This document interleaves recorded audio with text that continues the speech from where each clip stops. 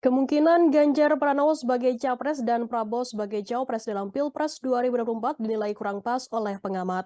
Hal itu diungkapkan oleh pendiri Cyrus Network Hasan Nasbi pada Jumat 10 Maret. Menurut Hasan, lebih pas bila Prabowo dimajukan sebagai capres sementara Ganjar sebagai cawapres. Ia beralasan karena hingga saat ini tiket capres belum diarahkan kepada Ganjar sementara Prabowo sudah memiliki tiket capres sehingga tinggal memilih cawapresnya saja.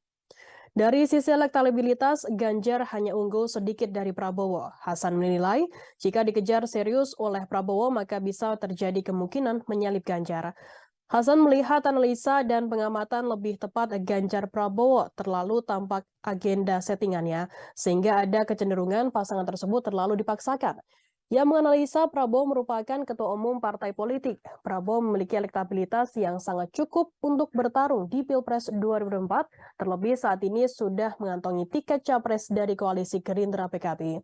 Sedangkan di sisi lain, Ganjar masih belum memegang tiket capres, apalagi ia mengklaim jika tak ada tanda-tanda khusus dari Ketua Umum PDI Perjuangan Megawati Soekarnoputri untuk mendukung Ganjar Pranowo. Melihat data survei, Hasan menegaskan saat ini Ganjar tertinggi dibandingkan Prabowo, namun tidak terpaut jauh. Hasan juga tak setuju yang menganggap survei Prabowo Subianto turun. Menurutnya, setiap jelang pemilu memang survei Prabowo berkisar 25%-an. Menurut Hasan, begitu Prabowo mulai melakukan sosialisasi sebagai capres, angkanya akan mendulang tinggi. Sehingga ia tak setuju analisa elektabilitas Prabowo sudah mulai turun dan sulit untuk naik lagi. Ia juga merasa anggapan rakyat sudah bosan dengan Prabowo tidak berdasar. Sebab faktanya dari tiap pemilu ke pemilu, angka perolehan Prabowo di atas 40%. Bahkan ketika melawan Jokowi yang dianggap sangat kuat. Yang melihat peluang Ganjar melawan dengan Prabowo juga sangat terbuka lebar. Namun, bicara tiket capres, Prabowo jauh lebih besar peluang maju ketimbang Ganjar.